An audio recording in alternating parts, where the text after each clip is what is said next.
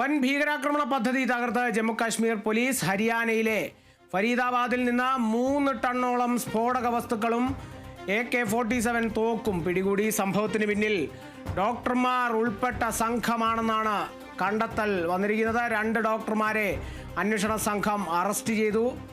കാശ്മീർ സ്വദേശി മുസമ്മിൽ ഗനയി, ലക്നൗ സ്വദേശിയായ വനിതാ ഡോക്ടർ എന്നിവരാണ് അറസ്റ്റിലായത്. വനിതാ ഡോക്ടറുടെ മാരുതി കാറിൽ നിന്നാണ് തോക്കും ഏതാനും സ്ഫോടക വസ്തുക്കളും പിടിച്ചത്. ജമ്മുകാശ്മീരിൽ കഴിഞ്ഞ മാസം അറസ്റ്റിലായ ഡോക്ടർ ആദിൽ അഹമ്മദ് റാത്തറിൽ നിന്ന് കിട്ടിയ വിവരങ്ങളുടെ അടിസ്ഥാനത്തിലാണ് റെയ്ഡ്. ഫരീദാബാദിലെ ധൗജ് ഗ്രാമത്തിലെ 2 വാടക വീടുകളിൽ നിന്നാണ് സ്ഫോടക വസ്തുക്കളും വെടിക്കോപ്പുകളും കണ്ടെടുത്തത്. കശ്മീരിലെ അൽഫലാഹ് മെഡിക്കൽ കോളേജിലെ വിദ്യാർത്ഥിയായ ഡോക്ടർ മുജാഹിൽ ഷക്കീൽ വാടകയ്ക്കെടുത്ത വീടുകളിലാണ് സ്ഫോടക വസ്തു ഒളിപ്പിച്ചത്. 20 ടൈമറുകളും ഒരു വോക്കി ടോക്കിയുമാണ് കണ്ടെടുത്തത്. 3 മാസം മുമ്പാണ് ധൗജിൽ വീട് വാടകയ്ക്കെടുത്തത്. കശ്മീർ പോലീസും ഇന്റലിജൻസ് ബ്യൂറോയും സംയുക്തമായാണ് റെയ്ഡ് നടത്തിയത്.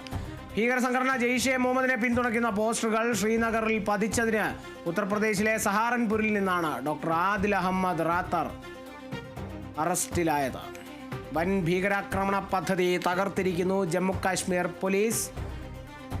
ഹരിയാനയിലെ ഫരീദാബാദിൽ നിന്ന് 3 ടണ്ണോളം സ്ഫോടക വസ്തുക്കളാണ് കണ്ടെത്തിയത്. ഒപ്പം AK-47 തോക്കുകളും കണ്ടെടുത്തു. സംഭവത്തിന് പിന്നിൽ ഡോക്ടർമാർ ഉൾപ്പെട്ട സംഘമാണെന്നാണ് ഏറ്റവും പ്രധാനപ്പെട്ട കണ്ടെത്തൽ. 2 ഡോക്ടർമാരെ അന്വേഷണ സംഘം അറസ്റ്റ് ചെയ്തിരിക്കുന്നു.